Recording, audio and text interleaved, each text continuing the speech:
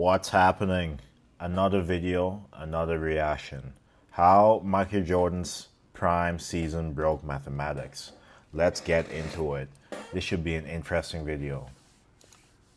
Michael Jordan achieved something that has never been done before or since in NBA history.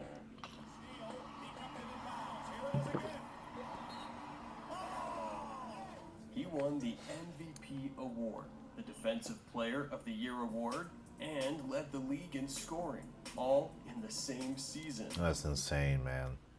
It still hasn't been done by any player since. I think Shaq did it in terms of leading the league in scoring, MVP, and championship, but he did all of that plus Defensive Player of the Year. That's just unheard of. In 75 plus years of professional basketball, this combination has happened only once. Today we're breaking down why 1987 to 88 wasn't just Jordan's best individual season, it was the most unique season in basketball history. Entering his fourth NBA season, Jordan was already known as an elite scorer, but questions remained about his defense and ability to impact winning. The 1987 to 88 season would answer those questions definitively. Front court for the Bulls. Insanity. Harper takes it down the lane. Pump shot is in. Michael got it. The Defensive Player of the Year award had only existed since 1983. No player had ever combined it with an MVP award, let alone while leading the league in scoring. The basketball establishment viewed these as separate specialties. Jordan was about to prove that the highest levels of offensive and defensive excellence could coexist in one player. It's crazy how much he dominated, so much that a whole generation thinks that he played against plumbers. He played against no competition. This is how much he dominated. Most of the people he dominated, most of them are in the top 75. Not most of them, but a lot of them are in the top 75, which is... Jordan's 1987 to 88 numbers tell the story of unprecedented two-way dominance. 35.0 points per game, leading the NBA. 3.2 steals per game, also leading the NBA. 5.5 rebounds, 5.9 assists, 1.6 blocks per game. Shooting 53.5% from the field. This is what Fitty should have based his power series on. It's no wonder it has so many haters. No wonder. Also became the first player in NBA history to record 200 steals and 100 blocks in the same season. This combination of volume scoring, playmaking, and defensive disruption had never been achieved, and probably never will as today's game is more score-focused.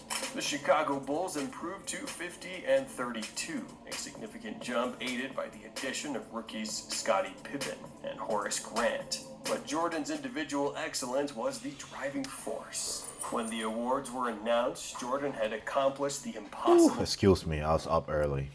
Trifecta. Jordan didn't just win MVP and Defensive Player of the Year, he dominated the voting. He also won All-Star Game MVP, making him the first player to hold all three awards simultaneously. I was 5 years old, and these were some times to remember. But his most remarkable aspect wasn't just winning the awards, it was how he won them, while maintaining elite efficiency across all statistical categories. Jordan's defensive impact went beyond steals. His 3.2 steals per game led the league. Here's Jordan, another steal of a lazy pass intended for Hinson. Michael Jordan back on the dribble. 3 steals per game is crazy. 3 steals per game can turn into 6 points or 9 points, depending on how he scored after the steals. And not to mention the 1.6 blocks. That's 10 more points potentially. As low as 10 points and as high as, I would say, 12. That's insane. That's insane. That's 4 more possessions. That's a big difference.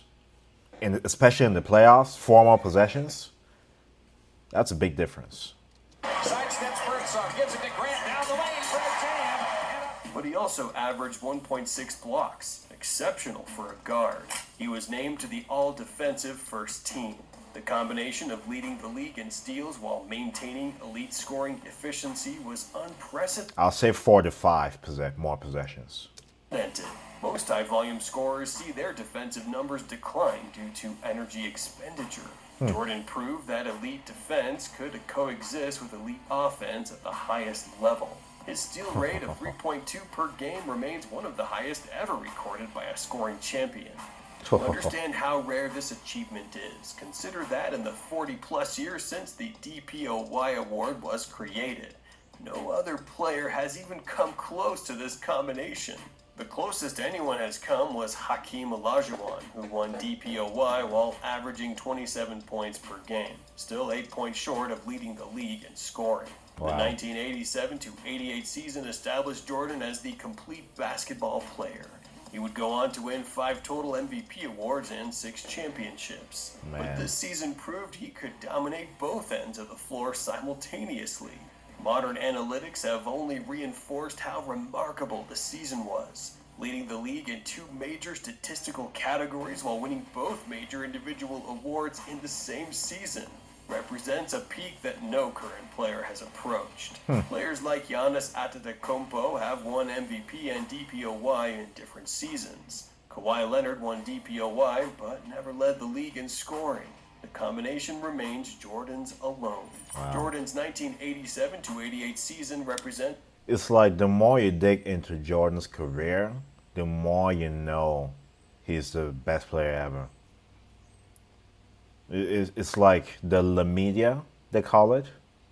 It's just shooting themselves in the foot because more people are going to be encouraged to do research. And the more research they do, the more they'll know he's the best player ever. I'm not talking about LeBron, I'm talking about Michael Jordan. LeBron's not even top 5. Nope. It's the pinnacle of individual basketball excellence. He proved that the traditional trade-offs between offense and defense were limitations he could transcend. The numbers speak for themselves. MVP, Defensive Player of the Year, All-Star Game MVP, Scoring Champion, Steals Leader, All-NBA First Team, All-Defensive First Team. Insanity. 7 major accolades in one season. 37 years later, this combination of achievements remains unmatched and likely unmatchable in the modern NBA. When people debate Jordan's greatest season, 1987-88 stands as his peak individual achievement, not just because of the statistics, but because of the historical uniqueness of the accomplishment. While 1990-91 brought his first championship, 87-88 proved that Michael Jordan could achieve things no basketball player had ever achieved before. The season that established him as a complete player crazy, and set the foundation for his. You just gotta appreciate this, really. This should encourage everybody to look and do research on some of the past players, right?